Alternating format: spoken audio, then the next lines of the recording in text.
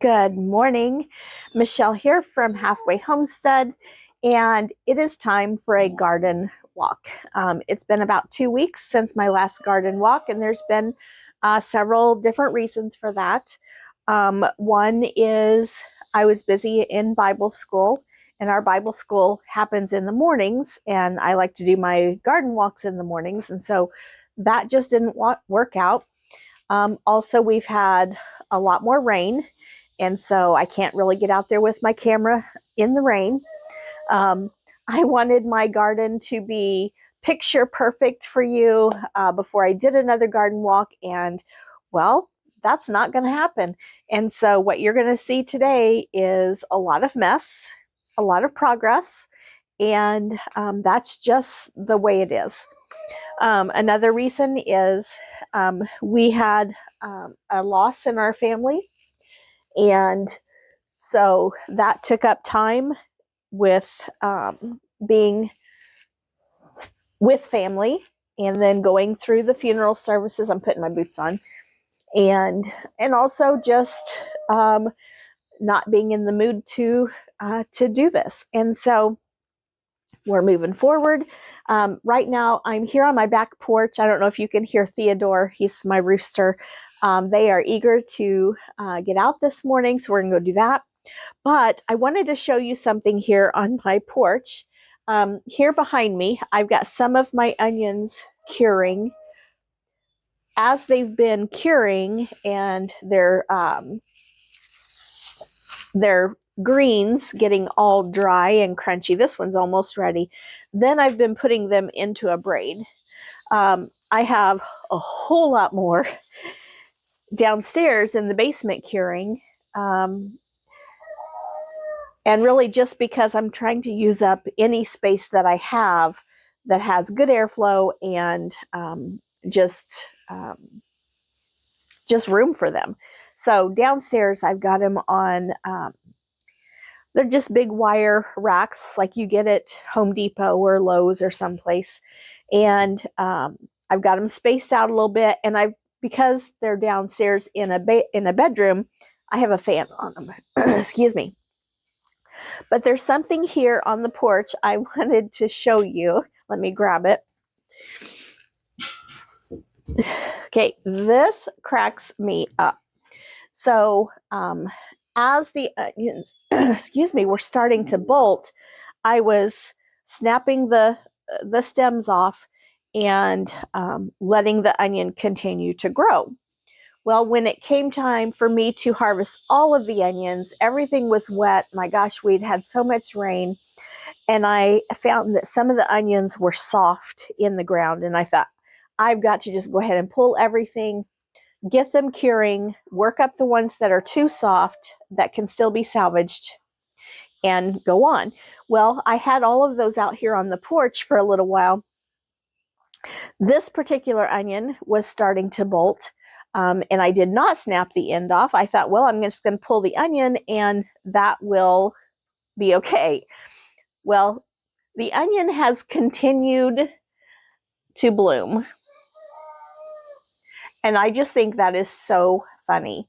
I guess it's getting enough energy from the bulb to go ahead and produce a flower and go to seed. And so I have left this because, one, like I said, it cracks me up. I think it's so funny, but it's so beautiful. Look at that. I had no idea it would do that. So I'm going to leave this out here on the porch. I don't think it's ready, like finished blooming. I think I've got probably a little bit of time before it actually goes to seed. But I just think that is fantastic. So I'm going to leave this out here on the porch. Whew, it's hot out here on the porch.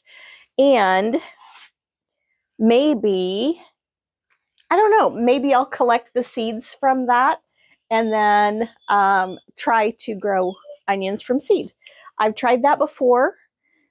I was successful in getting them to germinate. I was successful in getting them planted.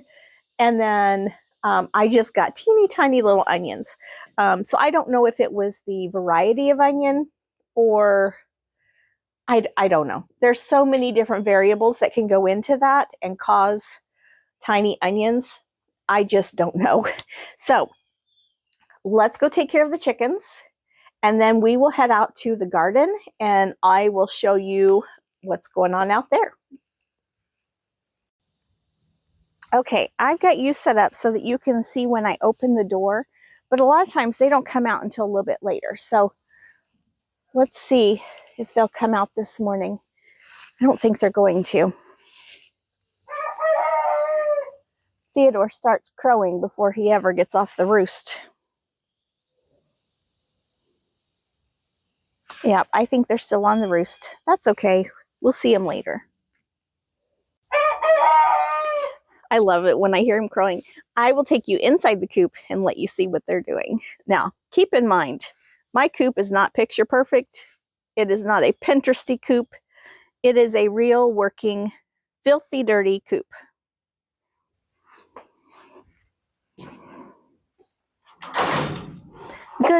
Good morning, chickies. Are you going to come out? There's Theodore. Are you going to come out and see us?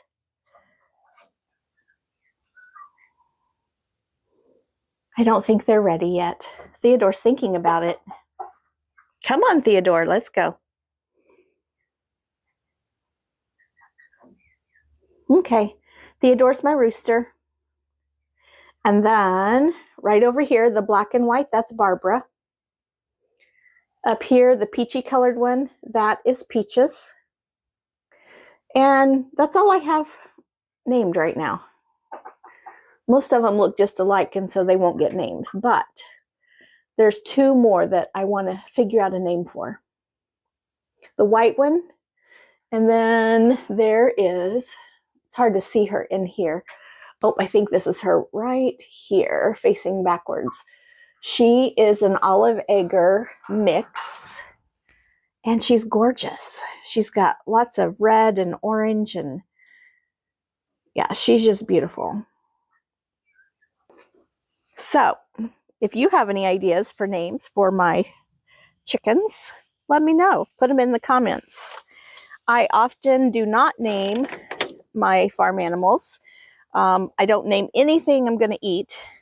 But these birds are my egg layers, and they are now about, I think 11 weeks old. And so they're not laying yet. They're still just getting used to being in the big coop and getting used to each other, because I had to combined two flocks. I had a flock of meat birds, and I had a flock of egg layers, and so I actually kept some of they weren't true meat birds. They were egg layers and roosters that we bought extra, got them real cheap, and I used them for meat birds. I won't do that again because they are the scrawniest little birds. When we butchered, so little, probably have to eat two of them at a time. But it was a fun experience, and I would like to do it again, but next time I will actually buy meat birds. So let's see, is Theodore coming out yet? Nope. Okay, let's go on to the garden and I'll talk to you more there. Okay, let's start here by what I'm calling the loofah tree. In past videos, I've talked to you about I wanted to grow my birdhouse gourds and my loofahs up the tree trunk and out on the branches, using it as more of a natural trellis, and it is working. The loofahs are a good probably 10 feet up there, and I'm sorry, that's birdhouse gourd, and then the loofahs, excuse me, are, I don't know, they've probably hit 7 feet, but they are growing well. I don't know that we're going to be successful in getting any fruit because I think that they're just too shaded. The birdhouse gourd is putting on some tiny, tiny little blooms. The loofahs have not bloomed at all, and that's okay. It's been a fun experience, and a lot about gardening is just experiencing new things and see what works and see what doesn't. So yeah, I'll keep you posted on that. Let's go look at the big garden. Okay, so I'm going to turn you around so you can see. There we go. Isn't it beautiful? I see some dead. I see lots of grass, and I see a beautiful sunflower, and I see lots of progress. So let's go take a closer look. So I'm going to start at this end today. I usually start up at the other end and work my way down. This end is a little bit more, let's say, neatly trimmed. And so I'll show you what's good first, and then we'll move towards the not so good. So this trellis has all of my, or not all, has drying beans on it. It has pinto beans and black beans. I also put my tomatoes, just a few tomatoes on this trellis. The tomatoes are not doing well. The green beans, or the green beans, the drying beans, have absolutely taken over. And I honestly don't know if I'm going to get any sizable harvest of tomatoes from this trellis. But like I always tell my first graders, we learn from our mistakes. And so I'm going to chalk this up as a mistake, and I will have learned not to do that again. And that's okay. I do see some tiny tomatoes down here. This first tomato plant is called Saucy Lady. That was a free seed packet that came with one of my seed orders. And I don't remember which company that was, but it's finally getting little green tomatoes, and we'll see. Maybe because it's here at the end, it'll do a little bit better. Let's move on down a little bit further.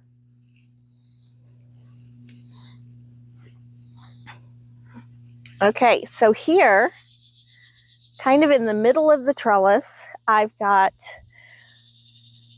a honey. Oh my goodness, you about went sideways.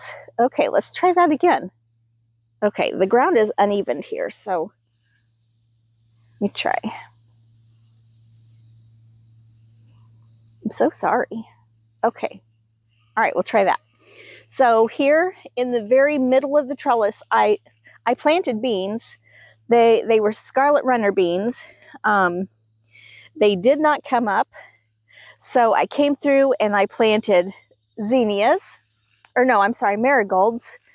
The marigolds did not come up, and then I planted some zinnias, and they are actually tucked in on the other side, but they're so shaded they're not doing anything. So I had an extra honey nut squash. I put that in here, and it's doing well, except that it is covered up with squash bugs. I hate squash bugs. They really gross me out. I don't know what it is about them compared to other bugs, but I really dislike the squash bugs. There are a few honey nuts on here.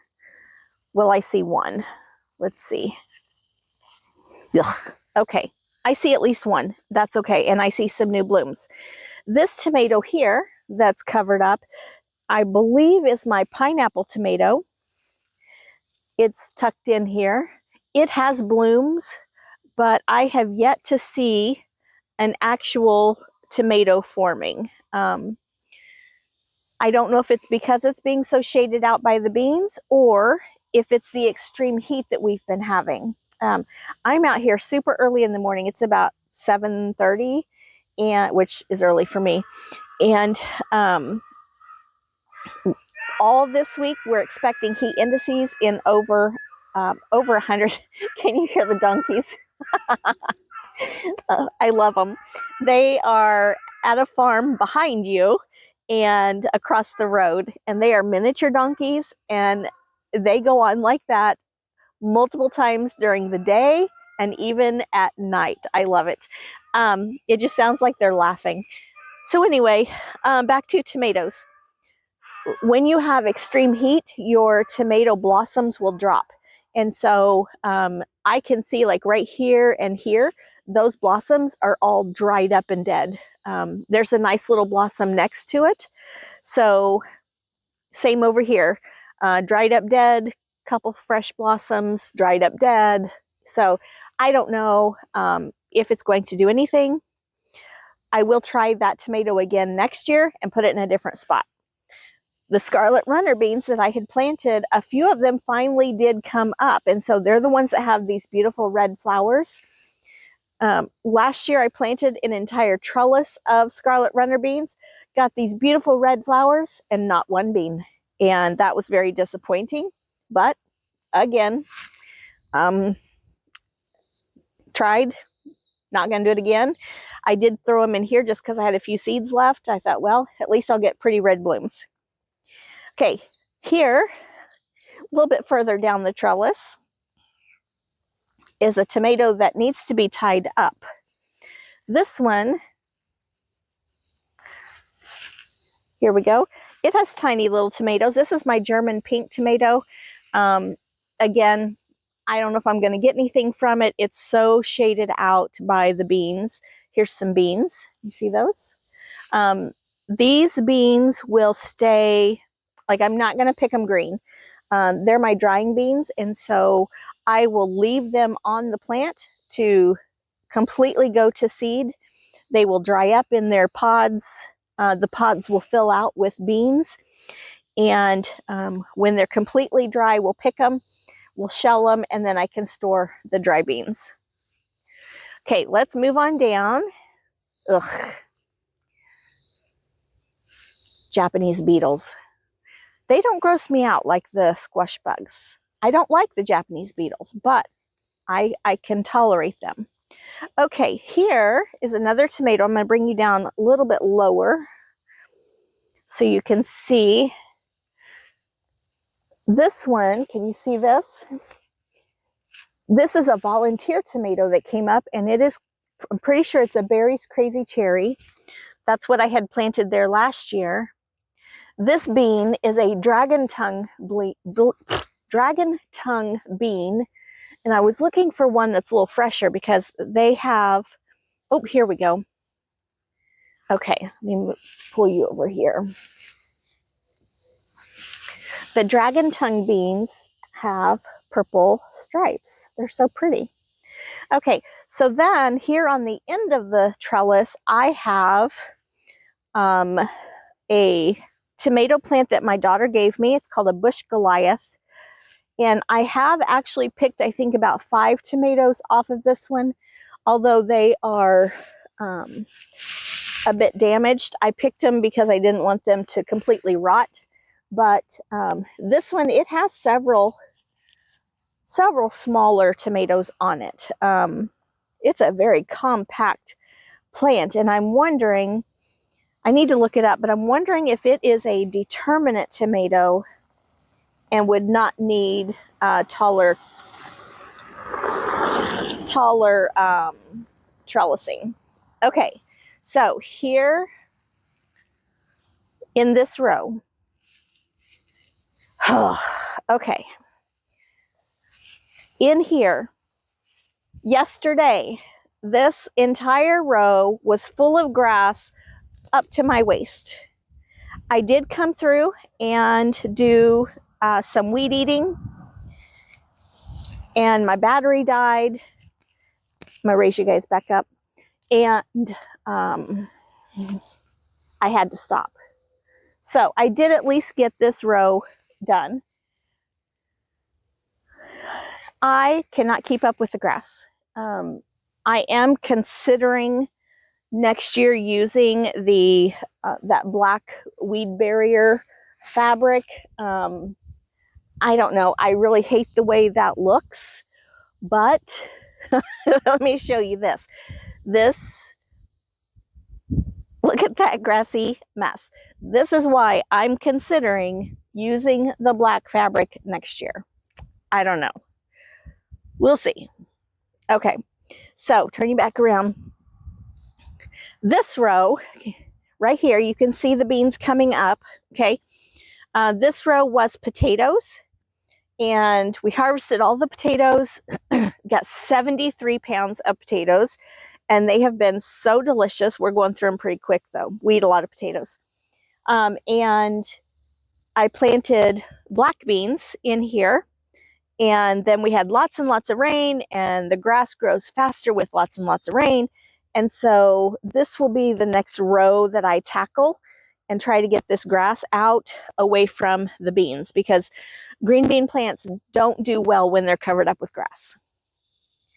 Okay, let's go down to the other end and I will show you what's happening down here, which is actually not much. Okay, I'm going to put you right there in the middle of the green beans. Whoops. Maybe I'll put you here. Stand right there. There we go. Okay, so this is my pepper row. I have 3 golden, I never can say this right, Pippin's Golden Honey. It's a snacking pepper, and I can see that this plant finally has a bloom. This one is falling over. I need to tie it up. This is another Pippin's Golden Honey. No blooms. Then I have my broccoli that I left in here on purpose because I wanted it to bloom and go to seed, and all it did was rot. And so I need to get it out of here. You know that smell when you were a kid and the school cafeteria was cooking broccoli? I smell that standing right here. This broccoli plant smells so gross. So I need to get it out of here, and I'll give it to the chickens. And then I have, well, I don't remember which one is which on the rest of these. I do have Advarsky sweet red peppers that I love. And I have at least one Notapeno plant. And I have some bell peppers. None of these plants are blooming. That first Pippin's Golden Honey is the only one that is blooming, and it has 1 bloom. I don't know why the peppers are not blooming. Peppers love heat, so I cannot figure it out, and they are not covered up with grass. They have wood chips, and then they have straw on top of that, so they are very well mulched. I do see on a couple of them, there's some yellowing lower leaves. Oh, wait. Oh, I see a bloom. Okay, there's a bloom. Good. I smell broccoli. I forgot what I was, the yellow leaves, I'm sure is because of so much rain. So I need to come and prune that off. I did the very first pepper plant in the row. I think it's called a Big Bertha. My mom gifted me that plant. I did pick 2 bell peppers off of that one. They were small and delicious. We ate them, but they had gotten sun scald. And so that's why I went ahead and picked them small. I didn't want them to completely go to waste. And so I don't know why nothing else is happening. All right. So then we have the grassy green beans, and then we have a row of beautiful zinnias. I've got 2 big patches. Here, oops, I'm getting tangled up on grass. Let me take you off of there. Okay, sometimes that trellis is just more trouble than it's worth. Or not trellis, tripod.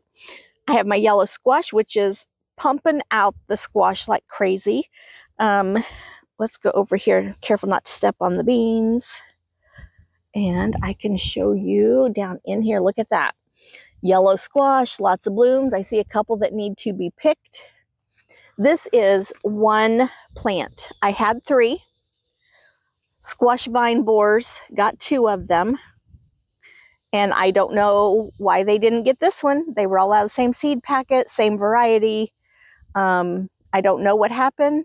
I'm glad whatever it was, but that plant is gigantic. It's got to be a good 6 feet across, probably 3 feet tall. Huge. Okay, back to zinnias. Zinnias are my absolute favorite flower to have in the garden. They are so beautiful. So many different colors, different shades, different textures. You know, some of them are single petaled like this, and then you've got others that are fluffy. And, or you have, you know, some that have this gigantic center, and others, like this one, just has a little flat center. I just think they're so pretty. And zinnias, the more you cut, the more they will bloom.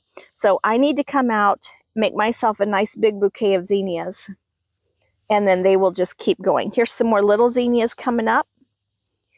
Here we go, more zinnias. And this is all from saved seeds. Zinnias is one of the flowers that I find the absolute easiest to save seeds from. They're just so pretty. Okay. Do you see what I see? Sassy, hi. Hello, sweet girl. How you doing? Well, now here comes Daisy because she doesn't want to miss out on the attention. Hi, Daisy. Hello, honey bunny. How you doing? You like it in the garden, don't you? Yes, you do. You like being out here. Okay, so this, I've got 1, 2, 3, 4 rows of corn with a couple sunflowers. This crazy sunflower, isn't that beautiful? Let me show you this stem. This sunflower would not stand up on its own. I have had to tie it up. Now this one has slipped off. But even this top part, look at it, it's leaning. I don't understand that. I've never had a sunflower do that before. Okay, the corn is tasseling, which is so exciting. I am very late to get any corn, but hopefully we'll get a few ears out of there for fresh eating. This is a sunflower that is so super short and has blooms. I did not know he was going to be a short sunflower, but that's okay. I'm sure it'll be beautiful. And more grass. After I get those black beans taken care of, this will be the row I do next. And then I have my sweet potatoes, which I found something funny in here too. So last year we had just some regular potatoes in these beds, and we must have missed one because, oh, maybe not. Nope. No. I'm mistaken. I thought a volunteer had come up in the middle of that one, but that's not right. It has reached over from the next tote. Good grief, these potato plants are gigantic. About the time I think that they are ready to dig, they put on new growth. So we're just gonna let them keep going. All right, so beyond the corn are my green beans. I've picked twice. I can see beans from here, so I'm sure I'll be picking again this weekend. And down amongst this grassy mess are my pumpkins. Now, this one, there's a little pumpkin right there. That's a Blue Hubbard. Lots of blooms on there. The Blue Hubbard seems to be the only one that has survived. I had, let me see if I can find another pumpkin. There we go. There's one. Another one in there. Okay, so Blue Hubbards are beautiful and they're a funky shape, but they are also good for eating. I had, let's see. I had, I think, 2, I think they're called Muskegee pumpkins or something like that. And the squash vine borers got those. I thought that this one right here might be a surviving vine of the Muskegee, but I'm not sure. The leaves do look a little different than the Blue Hubbard. So I see a bloom right there. I don't know. We'll see how it goes. But those darn squash vine borers, good grief. They can take out a plant in less than 24 hours. So here's a view. Big squash, zinnias, green beans, corn. That sunflower right there is a volunteer waiting for it to bloom so I can see what color it is. Oh, let's see. I need to go back and get my tripod. Okay, so now we're back up at the raised beds, and I'm going to put my hair up real quick. It is so humid right now. It's not really that hot yet, but the humidity, good grief. Okay, we're supposed to have more storms, I think, tonight. So I need to get some work done out here before it gets too wet for me to get in here again. Okay, so the Lisboa cucumbers have died. Although they are prolific, they grow fast, they are delicious, they do not like the heat. So what I'm going to do is I'm going to come through and I'm going to cut all these down at the base, pull down the vines, and I might go ahead and plant another succession of cucumbers. I do have a few more Lisboa seeds, and then I've got some others I've picked up, like Market More, some pickling cucumbers, but we'll see. I don't know.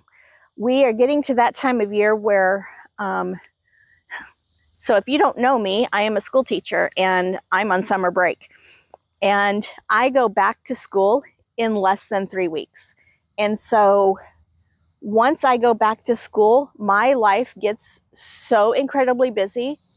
I no longer have the mornings to work in the garden, and it gets very hard for me to take care of things.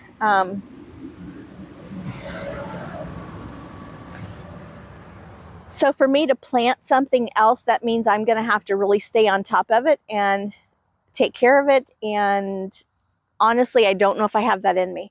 I've been contemplating doing a fall planting of broccoli and carrots. And in fact, I was talking to Scott about it last night. I just don't know if I have it in me to do that. So we'll see. If I'm going to do that, I need to get on it though, because it's late July and we will get our first average frost date is October 15th. And so I don't know. We'll see. So here on my right, I have my popcorn. It's growing very well. A few of them have fallen over, but that's to be expected with the storms we've had. And I'm excited to get popcorn. I've never grown popcorn before, and I'm hopeful that we will get some popcorn. I love it. Down here at the base of the popcorn, I have my celery. It is not appreciating the heat at all. So now I'm going to move you over here. This is behind the dead cucumbers. I've got my Roma tomatoes and ground cherries, basil, and a jalapeno pepper plant that has some little baby jalapenos on it. The Roma tomatoes are loaded with tomatoes, and I think it's been very helpful that they've been a little shaded by the cantaloupe. They've been shaded by the cucumbers, and they are loving life over here. The ground cherries are a little out of hand, and I am very tempted to just rip them out because they are getting big and kind of taking over the Romas. But they're delicious. I come out and I snack on them. Okay, let's look at the cantaloupe. Whoops, stand up. There we go. So the cantaloupe are doing very well. This one does have a little bit of bug damage on it. I don't know if it'll be edible. We'll have to wait and see. I do have my little hangers. Oh, I see one that fell. Okay. Okay, so this one had bug damage and released itself from the plant, which is awesome about a cantaloupe. They will release themselves, and it smells good. It smells ripe, but it's hard as a rock. So I'll probably take this and give it to the chickens. It must have just happened because I was out here yesterday looking at these and I didn't see that. They will release themselves from the stem when they are ripe and ready to eat. So I put them in these little hammocks because I don't want them to get so heavy that they drop. And I do see that I need to make a few more hammocks. I'm going to show you a ground cherry real quick. So a ground cherry is in this little papery husk. Okay, all the ground cherries I have in my garden were volunteers, because once you plant a ground cherry, you will forever have ground cherries. I've pulled up and pitched so many plants. It's pathetic. I can't even give them away. But you open it up and there's this beautiful little fruit. That one, a little tart. Typically, you want to wait till they drop onto the ground before you eat them. That one looked like it was ready, so I plucked it off, and it was delicious. All right, and the cantaloupe is still blooming. It has reached way up here to the top of the trellis and still blooming. So I'm hoping to get another flush of cantaloupe. Right now, there's probably, let's see, 1, 2, 3, 4, 5, 6. I see 6 on there right now. This one right here is so close to being ready. It has started to change color. Its webbing is more pronounced, and its stem is starting to dry. So I'm very excited about that. Here to my right, I have my snail vine and a sweet potato. The snail vine has tiny little buds, and I'm so hopeful that they will bloom soon. I love snail vine. Now, I'm going to turn you around and show you something so magnificent. So in previous videos, I've talked about growing the, let's see, I got to remember what it's called. Some people call it tromboncino. Some people call it zucchini rampicante, I think. It is a, oh no. There we go. Okay. Whew. It squished itself between the trellis and the T-post. So this is a tromboncino, or zucchini rampicante. I need to scoot that back. Okay. There are a few on there. See right there. So this is a plant that you can eat them green like a zucchini, or you can let them cure like a butternut squash and store them for winter, and then you eat it like a butternut squash. So I'm excited to try this. It came highly recommended, supposed to be squash bug resistant and squash vine borer resistant. Since we have moved on to this property, I can't grow zucchini to save my life. The squash vine borers get it just so quick. I did not have that at my other house. I had squash bugs at my other house, but not the vine borers. So I am hopeful that this works out for us, and we can get some zucchini for the freezer. We'll see. Okay, this this side of the trellis is honey nut squash. Can you see this one? There we go. Okay, there are several on here. Butternut squash are also supposed to be squash vine borer resistant. they're supposed to, I don't think they're squash bug resistant, because I have found eggs over here, although I don't usually see the bugs over here. Now that other one that's next to the beans is covered up with bugs, so they can just stay over there and I'll harvest these. But you can see in there, there are several little honey nuts. These, you can use these in place of pumpkin. This is just a small sweet version of a butternut. They store well for winter. They freeze well. I make a delicious butternut squash bisque, and I have even used this in place of pumpkin to make a pumpkin pie. So they are just a delicious little fruit. It's been a few years since I've grown those, and so I'm glad to have them back in my garden. Now, what's up, Sassy? What? She's ready for her bowl of milk.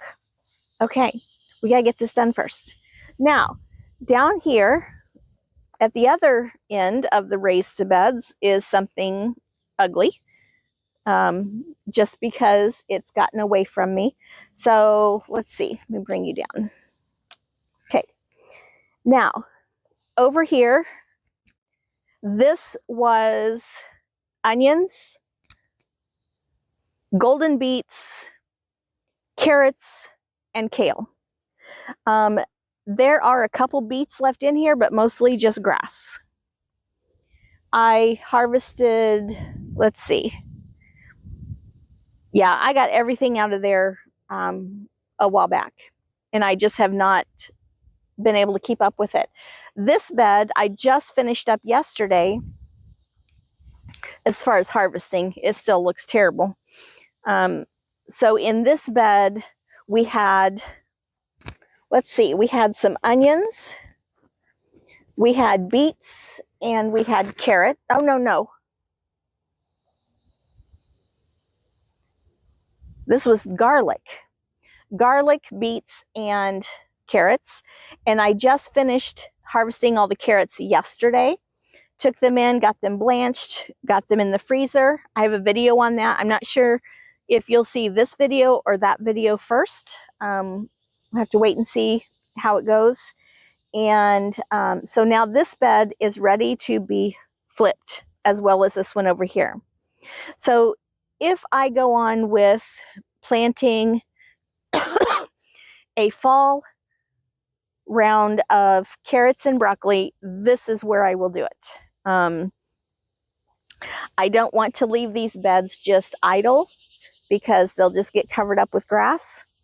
I want to have something, I want to use the space I have. So I most likely will probably come in here with broccoli and carrots, and I might do another round of beets, because I really like beets. And my family is starting to really like beets. So I feel like if they're finally liking a vegetable that they've not liked before, I kind of need to support that and keep it going. Behind you are my 2 beds of asparagus that have lots of grass, but the fronds, after you're done picking, you want to let the fronds go to seed, basically. This one has tiny little berries, okay? And when those berries dry and drop, that will make more asparagus. Between these 2 beds, I have 75 crowns, which is a ridiculous amount to have in 2 4x4 beds. But it was kind of a funny story. Scott didn't know I had bought asparagus. I didn't know he had bought asparagus, and we ended up with 75 crowns. So later I will add another raised bed, and we will separate these out. I might do 2 more beds. I don't know. There's a lot here. This bed was all first planting this year, so we did not harvest anything out of this bed. Next year, excuse me. Next year, we'll see how big the spears are. And if they're tiny, then I won't harvest them because I want that energy to go back into the crown to make a stronger plant. Now, the bed here, some of this was brand new and some of it was transplanted from our other house, or our previous house. I say other house, it makes it sound like I still own it. I don't. And then also Jeremy and Riley had some asparagus and we put it in this bed as well. So next year will be asparagus rich. Okay, so let's see, what else can I show you? The front flower beds are doing well. Look at these guys. If I'm in the garden, they are in the garden. They are my trusty sidekicks. I love it. Yes, I'm talking about you, Daisy. You're a sweet baby girl. Sassy is 11 years old and has been ill recently, but is on the mends, doing much, much better. And Daisy, I have no idea how old she is. We have had her. It was 6 years in June. She was a dog that showed up on our doorstep, was in very, very poor health, had been badly beaten, and I looked around for her owners, and I decided to keep her. And now she is healthy. She is, I'm fairly certain that she's an older girl. She has a hip that bothers her on super cold days, but she is precious and I love her very much. So let's see, raspberries are doing well. They're making a comeback after the deer mowed them down. And I think that is pretty much it for today. I need to get busy. I brought the weed eater out with me so I can start working on, I'm gonna go around these raised beds, clean them up, and get that, well, I need to do the row that the onions were in, and I need to work around those black beans and at least give them a fighting chance. So I'm gonna get busy before I start melting, and I will see you on the next video. Please consider subscribing to my channel, Halfway Homestead, and let me know what you think or what you thought of today's video. Happy gardening, friends. Oh, goodness.